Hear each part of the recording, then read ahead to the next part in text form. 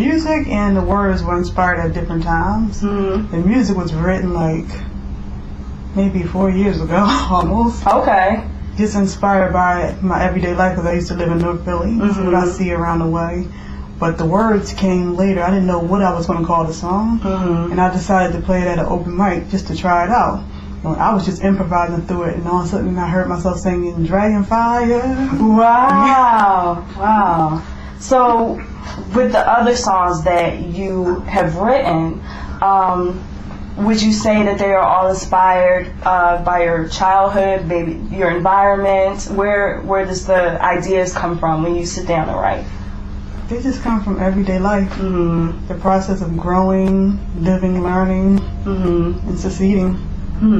So when you're on stage, what do you hope, or what do you envision? Where do you want people to go when they hear your music?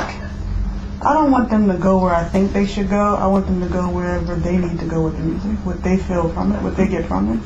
Because when I write the songs, for me, it means one thing, but for them, it might mean something else. So where do you go when you listen to your own music? I'm not listening to myself. You don't like listening to yourself? No. The only time I listen to myself is when I'm performing. Okay. So how is your persona different when you're on stage? Like when you're sitting down every day and you have an idea and you decide to write it down, it's like, okay, well now I have this idea and I want to create it into, a masterpiece, a song.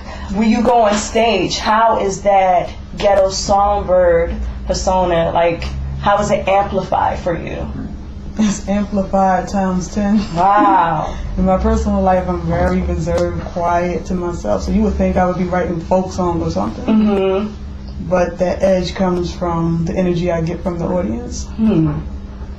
Awesome. Now, I know that you performed a lot in 07 to 08 now for anyone that didn't know. But what was one of your best performances, you would say? What was one of your most memorable? All of them for different reasons. But the one that stands out the most was when we were on South Street. All these different people that we did not know just walking near and far to see what that music is that they hear. Got people peeking out windows. Wow, yeah. You know how South Street is for everybody out there. And you would think they don't care. Yeah. So it surprised me that people actually were walking to see what's going on and actually standing there and listening. Awesome. That's cool. So do you remember where you played at, or where you played out on South Street, or? I forget the name of the store. Okay. But you were, I like to give them a shout out. But it was out on, like in front of a store or something? Okay. A clothing store. Oh, awesome. Cool. So now that it's 08, you just had your first performance. Yes. Where do you think, everything is going to go for you in 08? Well, first of all, I know that you're coming out with an album. You're working on an album? Yes. Okay, cool. So, what should everyone expect from you, from the debut album? How's the studio process been so far? I would say expect the unexpected, because I don't know what to expect. The process is a surprise as I go along. I surprise myself each time I play, each time I sing, whatever I come up with, because sometimes I'm just jamming with myself in the studio. I'm like, oh, I gotta put this in the song. So I really don't know. Expect the unexpected. If you see me on stage, it will be totally different. Wow. So any kind of anything you could tell us? Maybe that we could expect? Nothing? Just a total surprise? Well, songs that you probably heard before, but with a twist to it. Okay. Cool. Because you gotta realize, I started out live. I've never recorded a full-length album before. So it's kind of going backwards for me, but forward at the same time. So is the studio process totally different than, Yeah. You got to push yourself more because there's no audience to feed off of. Okay, cool. And you got pressure with people over you, the engineer, other musicians in the studio with you. Yeah. So how's the process been with the other musicians and everything? Is everything working out pretty well? I keep it very simple and simple. Okay. Ghetto Songbird. How did you get started performing? Well, it all started way back when I was a little girl. I actually wanted to be a comedian when I was little because I used to make my family laugh all the time. Are you serious? Physical comedy. Wow, wow. Okay. When I realized that I wasn't funny out in public, I decided to. And music for me has always been the first love. Even when I wanted to be a comedian, I just didn't think I was good enough to sing out. So I have a weird voice. My tone is totally different. Mm-hmm. So I had to get used to that before I went out in front of people and started singing. But it started when I was a little girl.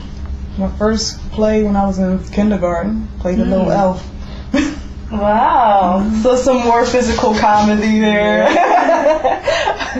Okay, so what was one of your first performances that you remember?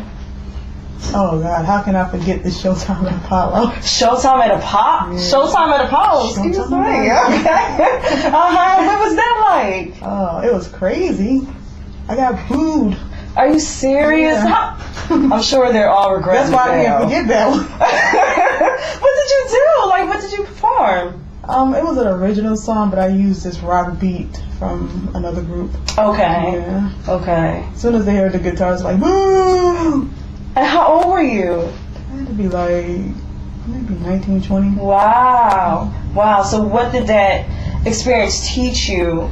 You know, the thing is that I wasn't even sad until a friend of mine who went with me asked her, "Are you okay? Are you going to cry or anything?" Then that's when it started to hit me. Okay. It just made me think, oh, we got a lot of work to do here. Okay. Because our people, we don't know that where this music comes from. Yeah. Why are y'all booing it? Y'all could at least give it a chance. Yeah. And it was, as soon as you got on stage and started playing, that's when he booed you. I didn't even start anything. The music started, and then that's when the booing started. Wow, wow. So from that point on, it's good to hear that instead of kind of just being all depressed and putting down the guitar forever, you know, you decided to I continue. didn't even play the guitar at that time. Wow, okay. Okay. That was like way before the guitar, because I actually had a guitarist who played for me at the time. He was there, but he didn't play with me that night. But you knew from that point that that's what you wanted to do. You wanted to get into rock music. Yeah. Okay. Okay. So it was definitely necessary because they really didn't get it.